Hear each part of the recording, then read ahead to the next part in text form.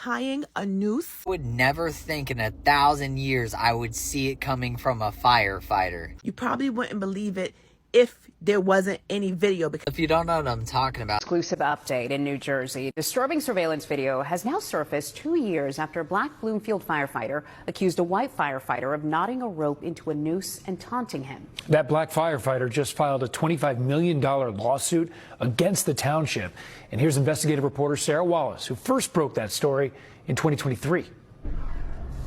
The lawsuit blames the township for creating a culture that allowed racist behavior by a white firefighter here to go unchecked. In a social media post, the mayor said that racist behavior will not be ignored or tolerated, and that officials took immediate action when they learned about the incident in 2023. It shows exactly what I described happened to a T. Firefighter Patrick Thomas just saw this surveillance video taken in this Bloomfield firehouse in November of 2023. You can see his colleague, Walter Coffey, tying a rope. When I watched the video, it shows him actually tying it, looking at it, admiring his work, making sure it tightens and everything like that, swinging it around. And then when I finally walked back into the firehouse, he tosses it to me.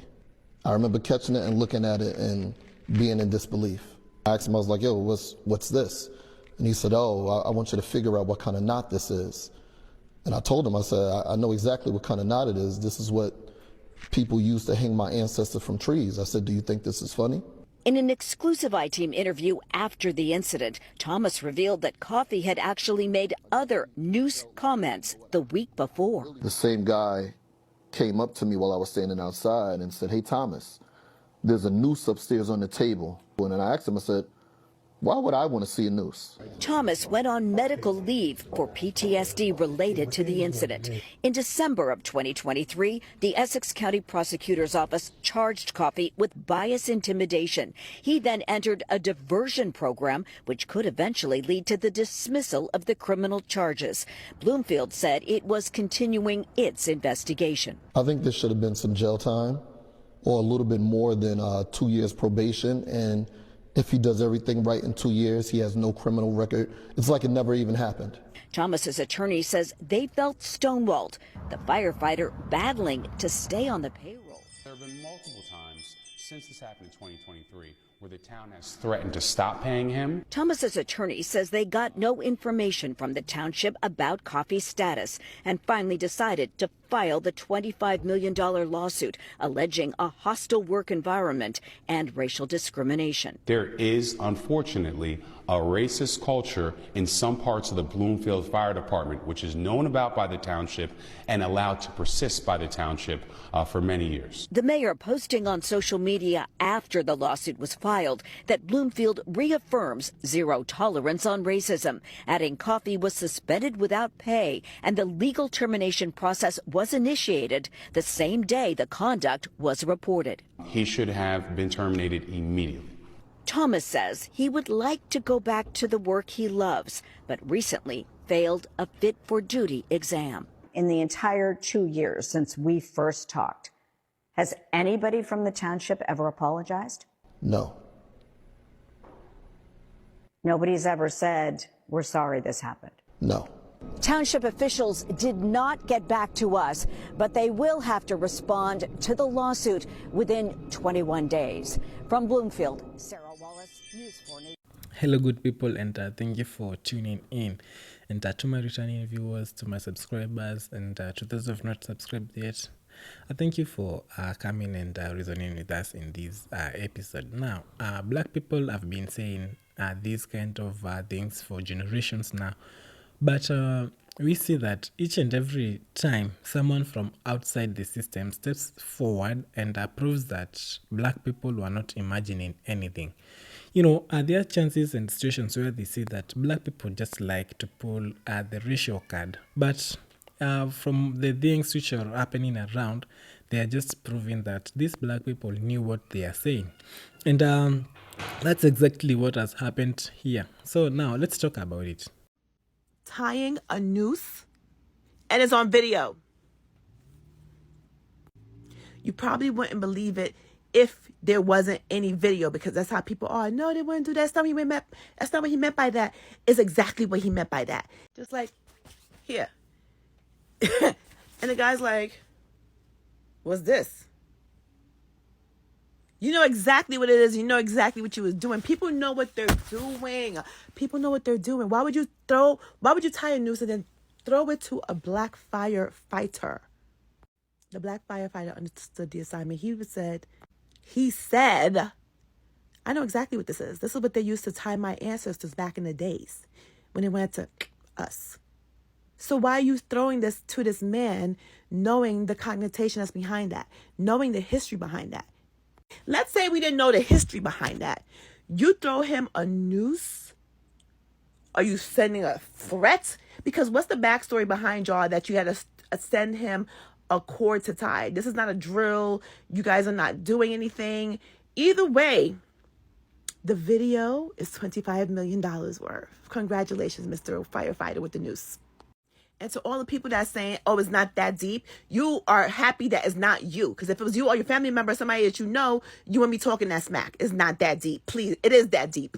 Of all people to do something like this, I would never think in 1,000 years I would see it coming from a firefighter. Like, I don't even understand what was going through that guy's mind when he was like, yeah, this is gonna be a great ass fucking joke. Like, if you thought that was a joke and you thought that shit was gonna be funny, shit is not funny anymore. Because that little joke that you were like, ha ha ha, is probably gonna wind up costing you $25 million. Oh, sorry, not just you. Because he's suing the township, the fire department, the fire chief, and the guy in the video making the noose. And the crazy part with you being a firefighter, you cannot put this fucking fire out because this is going to be a fire that you're never going to be able to extinguish. They didn't teach you how to put those fires out in the academy, did they? So if you haven't seen this, go look it up. If you have seen it, let me know your thoughts in the comments. Here's what we need to understand is that racism in public space is not just an idea. You know, it's not just a meme. It is not just any other debate that we get to have on any social platform. But sometimes it is just a noose being tossed across a firehouse to a black firefighter who is actually supposed to trust the man standing next to him with his life. What are the chances that this guy cannot try to sabotage him? What are the chances that this guy cannot even try to set him up so that he hangs from any building? So that's exactly what has happened to a firefighter in New Jersey. And he went ahead and filed a lawsuit. And now, the way the system has handled this whole thing tells the story on its own. Now, Patrick Thomas just walked into the work just normal, and a white firefighter tied a rope into a noose and tossed it to him, and basically asked him to identify what that was. And when this guy confirmed it was a knot used to hang his ancestors, the man actually got smacked because he already knew what he was doing. Now, that might be a joke to him, but to the black people, that's not a joke. It's a message. It's a warning, you know, a power that has been built to actually terrorize and also show these racial terrors. And now, how do you think this person started to view the other partner, the other colleague? Because how do you even start doing that and expect someone to be free? They might not show it, but deep down their hearts, deep down their minds, they're having a lot of questions. And now they have to be so keen and so careful when they are interacting with you. But the part that really makes you stop and breathe for a second, it's not even about the news actually. It was the culture. Because this did not come out of nowhere. You know, a retired firefighter who just comes ahead and throws a noose. No. You know, a grown man is in tears. No, that's which actually gets to catch the most emotions here. You know, it was not just something very common because he confessed that in 60s and 70s it was very common for those things, you know, for white firefighters to just leave black people inside buildings, inside burning houses.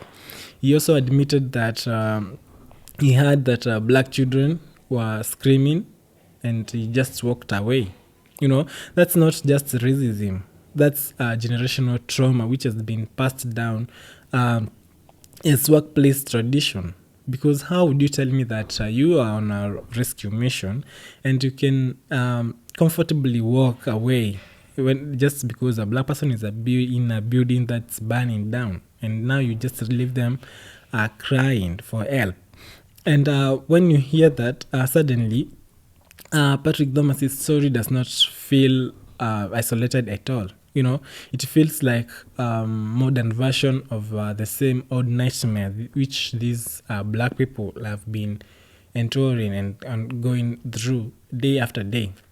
Fast forward to today, this man goes on a medical leave for the PTSD, and instead of support, the township actually they just stonewall him without information. Even they go ahead and threaten to stop paying him while he's trying to stay alive emotionally.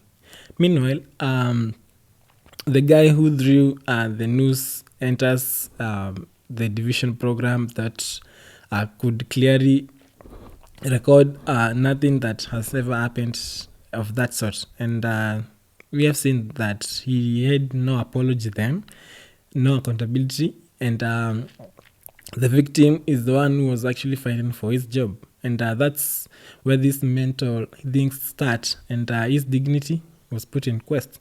And whether you see a system can just bend over backwards to protect someone who has actually caused a lot of harm, while it is stimulating and also squeezing the victim to their very end. You're not looking to a mistake, you're just looking to a culture which has been cultivated and normalized over and over again. And it is not just firefighters alone. Another story broke recently about two white extremists who literally planned to invade Haitian inland and killed the men and turn women into slaves and sex slaves also. And one of them joined the Air Force just to begin the military training. The other enrolled in the Fire Academy to learn the command structure. And you see, that's what is happening. And the same place, the public system which has been built to protect and serve people can now become training grounds for people who want to just harm other people. And the very communities which they're supposed to safeguard, now they're going to face it rough. So you can imagine how messed up is that system. And now here's the social media where now kicks in. After this story went public, some online people just started asking questions that nobody inside the township could actually answer, because they didn't want to answer, because this is something which gets to expose them.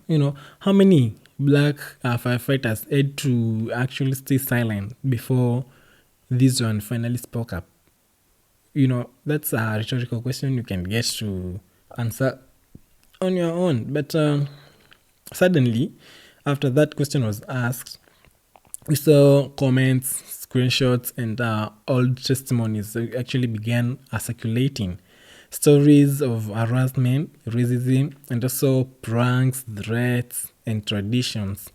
That were not actually traditions, they have just been passed down as some sort of abuse. That is passing down abuse, and now you think it is a tradition for any sort of company. You just say, here in this company, that's how we do, that's how we treat black people.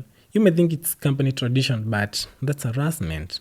And this is why black Americans just don't trust any institutions just by default. They just don't come and trust you blindly, because they have their guards awake. They just feel that this is not their place, but they stay anyway, knowing that anything can happen, because too many times the institution itself becomes the abuser. And here's what justice actually looks like. We need transparency, accountability, and also consequences that match the harm. Not just some diversion program that wipes the slate clean. The partner is protected while the victim gets just some sort of a PTSD alone. Not a mayor who says that we are starting the process while the man who threw the news is still working and walking around in the firehouse like nothing happened. Not a township that is too afraid to apologize, because an apology is an admission, and acceptance that you're wrong and you are ready for any liability thereafter. Now, Patrick Thomas is suing this guy for $25 million. And to be honest, this story he lived through costs more than that, because I don't know how you'd feel if someone actually threatens to unalive you or any sort of threat. Now, that is not just a lawsuit, it's a mirror, and America keeps looking away from this thing every time, and it does not like its reflection. Let me know if how you'd actually handle this kind of situation if you were the one, and tell us how emotionally or any kind of feeling that you'd feel, because this is something which is so scary to some people. And consider subscribing and liking the video, and also you can support us by also commenting, because the algorithm will push this video to many people who actually want to get to understand these things more. Until then, peace, love, and harmony.